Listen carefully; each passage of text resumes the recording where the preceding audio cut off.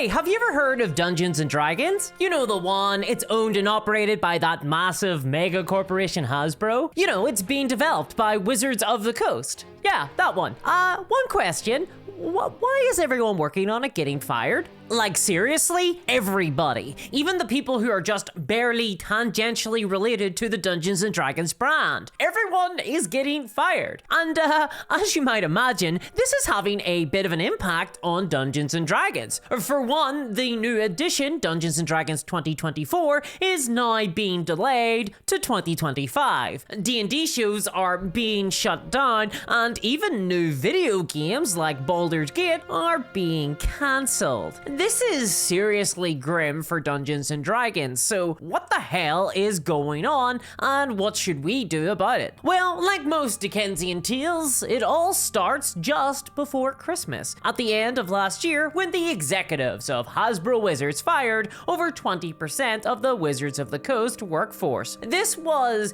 pretty devastating to the company. Tons of veteran designers and writers and illustrators and people who had worked with Larian Studios and Baldur's Gate 3, and really, to be honest, the core Dungeons & Dragons team, were all unceremoniously given the boot. Yay, Merry Christmas. This unbelievably cruel action was of course taken so that the Hasbro stock price number would go up slightly. It has since gone down. Oh well, there's always next Christmas. Now, I reported on these layoffs at the time, so you know, if you want to stay up to date with RPG news, then subscribe to the channel. And in that video, I mentioned that there would be ongoing reverberations to Dungeons & Dragons, and that this loss of personnel would be keenly felt in the industry, especially for future Dungeons & Dragons content. I mean, how can you fire 20% of the workforce and not expect this to basically cut the legs out from underneath the game? And I was expecting it,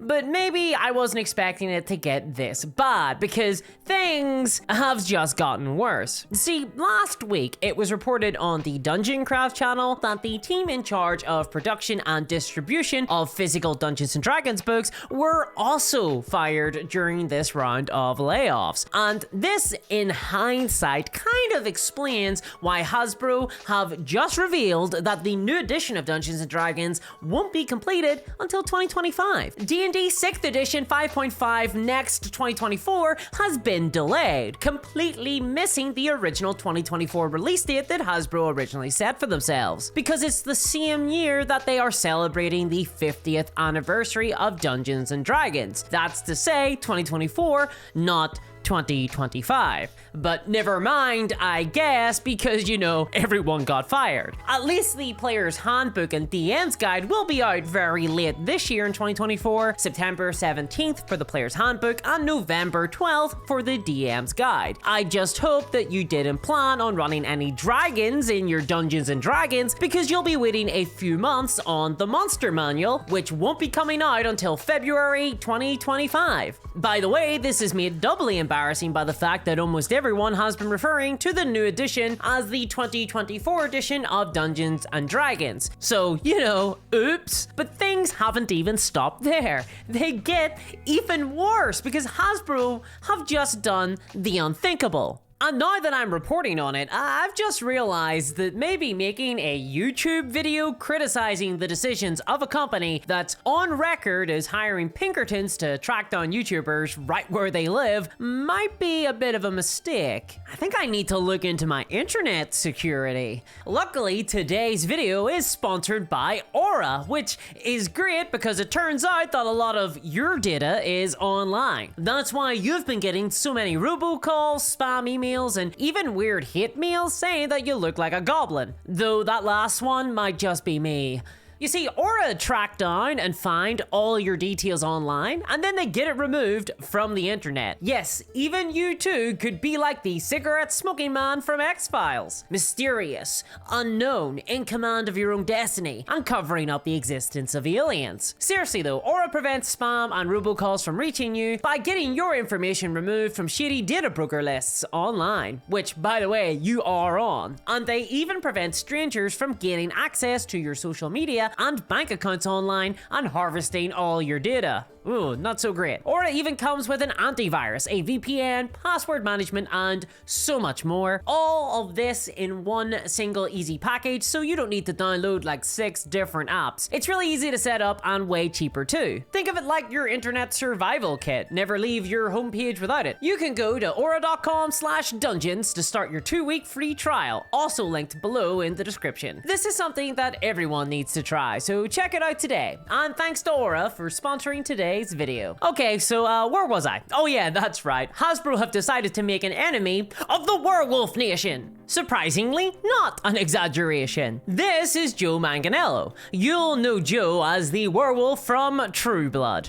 Or at least that's where I know him from anyway. I mean, everyone else saw True Blood, right? It was the cooler Twilight. I guess he was also in Critical Role. I mean, that's pretty big in the D&D community. He's a Critical Role guy. Fun fact, he's also the ringleader of a secret cabal of D&D players that have secretly infiltrated Hollywood and now spread the gospel of role-playing. That cabal, by the way, even includes dodgeball star Vince Vaughn. How's that for a get? I'm not kidding about this. There's a video on it. Turns out that the Satanic Panic was totally right about D&D, and it's pretty badass. Joe is basically the Henry Cavill to D&D that Henry Cavill is to Warhammer. That is to say, a fan favorite, good-looking father figure that will not only shepherd our favorite IP into mainstream appeal, but also tuck us in at night. He's even described as an official ambassador of D&D by his Wikipedia page, which technically gives him diplomatic immunity and also makes him a Bond villain. The only difference between Henry Cavill and him, though, is that we're the board of directors at Games Workshop. We're just pretty stoked to have someone other than their mom think that their painted miniatures were pretty cool. Hasbro Wizards have made it their overall goal in life to make an enemy of the coolest guy interested in D&D. Because, yeah, they just fired Joe, too? Well, I mean, they didn't fire him, they just kinda rejected him. Kinda like when you get asked out by a stranger at the bus stop, so you just pretend like you were listening to music and didn't hear them. See, Joe has been working on a live-action version of Dragonlance for TV. Dragonlance is an extremely popular, long-standing D&D setting. I think it has something like 35 million books in circulation. It's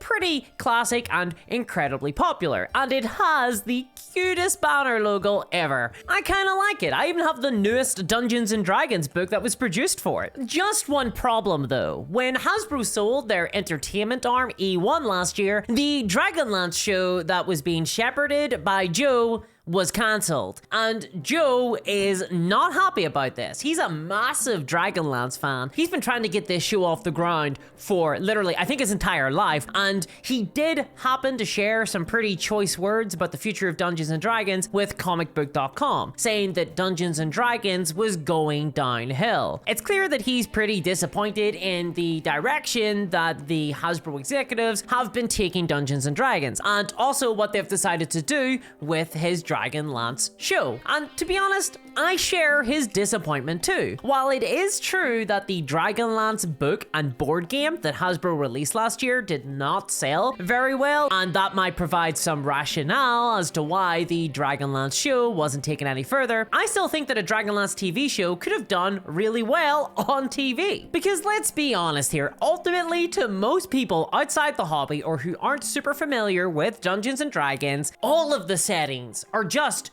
D&D. Most people don't know the difference between Dragonlance and Forgotten Realms, or Middle Earth for that matter, and the show might have actually been the thing needed to get people excited about the Dragonlance setting. And like Bob the World Builder said, when you've got a guy like Joe Manganelo as a showrunner, you seize that opportunity. So pretty disappointing, but especially galling because according to Joe, he had received feedback that the pilot for his Dragonlance show was the best written fantasy pilot since the original Game of Thrones, and yet still, the show is cancelled. So that's incredibly disappointing. Bear in mind that this is in a world where there is an entire Dungeons & Dragons streaming service that, like, nobody knows about. It may as well not exist. I bet that lots of people watching this video right now are scratching their heads and thinking, wait, there's a D&D streaming service? Yeah, there is. And you know what might have worked really well on that streaming service to bring people's attention to it? A Dragonlance TV show fronted by Joe Manganelo. But no, instead we've got a D&D channel that has had like zero impact on the RPG community. Seriously, I'm surrounded by D&D people and I don't think a single one has ever heard of this streaming service. And that's leading me to believe that the streaming service might be on the way out too. It doesn't feel like Hasbro have really thrown their weight behind it. Yikes. Okay, so the core books are delayed, authors have been fired, a breakout TV show has been cancelled, but at least Baldur's Gate 3 is doing really well. I mean, it sold great, which shows that there is still interest in Dungeons and Dragons video games, right? Right?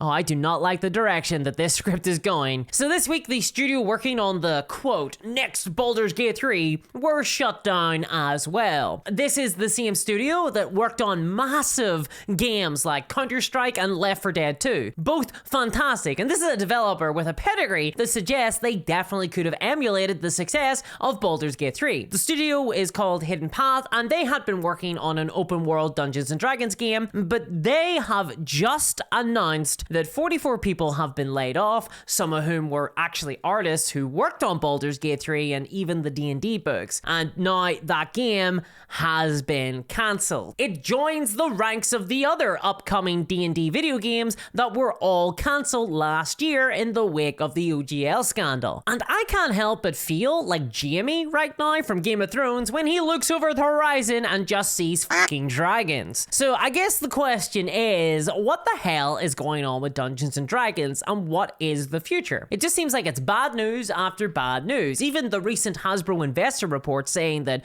D&D is doing better than ever had to include all the revenue from Baldur's Gate 3 just to make that claim, because otherwise it makes for pretty grim reading. And as if this wasn't enough to make everything worse, Hasbro have just reported a loss of 20% of revenue. That's a $1 billion loss over the last 3 months of 2023. And what's their solution to this? Another $750 million in cuts. Even more people are going to get fired. Right now, D&D feels like it's in the waning part of the term waxing and waning. Or is it the waxing part?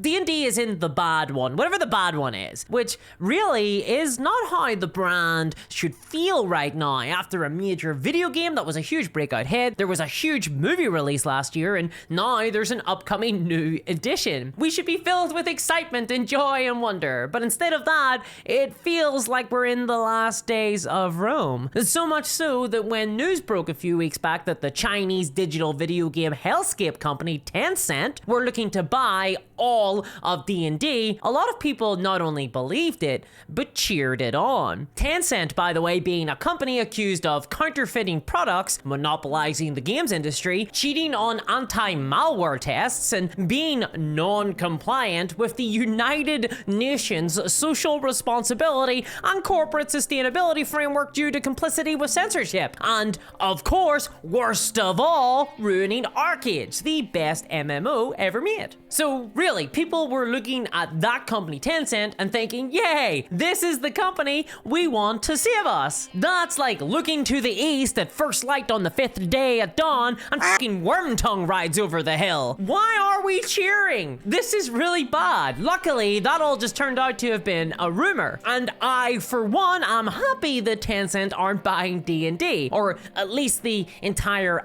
IP anyway. There's still some suggestion that Tencent might be buying exclusive licensing rights for digital video games. But hey, at least it wasn't all bad news for D&D. There was some hiring that happened over at Hasbro this month, because they recently just put up a job posting for VP of Digital Gaming. Woohoo! Yay! That's exactly what Dungeons and Dragons needs. And then during the Hasbro investor call earlier this week, Chris Cox announced that Dungeons and Dragons is going to see growth next year, specifically in the digital space, saying that D&D Beyond is a platform to grow upon. But when he was asked about maybe future licensed D&D games, he would only talk about digital gaming generally. Like maybe it's not D&D that's going to be the focus going forward, instead it's going to be Magic the Gathering. Woohoo, the original surprise mechanic game. Okay, look, so I'm gonna be super honest here. I'm extremely nervous about the future of D&D. It feels like Hasbro are just strip mining the brand right now. I don't know if it's because they have decided that they can't monetize the under-monetized D&D player base without controversy, and so instead they're going to sell it for scrap to some other corporation, but it does feel like they just want to see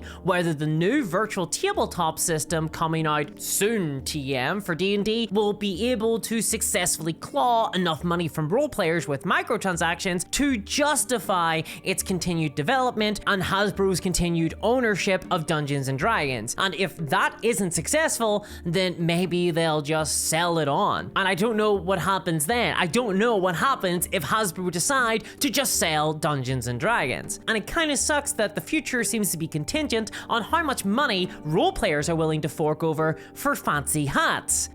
This is not the cool cyberpunk future that Ghost in the Shell promised me. I thought there was going to be a lot more flying through the sky and shooting rockets from my arms. Well, nevertheless, I don't think that it needs to be like this. I think that there was another direction, another path that Hasbro could take, and they could still take it. Hasbro could instead focus on putting money into studios that want to build more video games like Baldur's Gate 3, rather than insert microtransaction-filled mobile game here. Give these studios the time to make fantastic products that don't nickel and dime players, and I think you'll get lots more money. They could support their creative teams and put more investment into producing successful books like Curse of Strahd for the Dungeons and Dragons game. And if they really want to get more money out of Dungeons and Dragons, maybe instead of focusing on monetizing players that already play the game, they should instead focus on growing the amount of players in the hobby overall by converting people who are simply fans of the IP into actual players. People who want to buy the books and want to support it. And to do that, they should be throwing their weight behind programs like Dragonlance and getting people excited about the worlds in D&D and inviting them into the role-playing game hobby and making it easier to play. Hasbro have been focusing on all of the wrong things. D&D is a great game with an awesome hook. Tell amazing stories with your friends. This is a universal framework which is so easy to sell. All you need to do is convince people that it's funner to do that with a D20 and murdering goblins. That's all they need to sell. And that's what they need to focus on. And if you agree, well, that's what I'm all about on this channel. And the only way that I can keep making videos arguing that is with your support. So please check out my Patreon to get access to live streams, an awesome community, an entirely free game, and even extra videos. Link below. Also, I do deep dives on the channel as well into fun parts of D&D history and the role-playing game hobby, so check out one of those here. And a massive thanks to my patrons, especially CryptoKev, and I'll catch y'all next time. Bye-bye. Boy, I sure hope Hasbro get the memo on this one.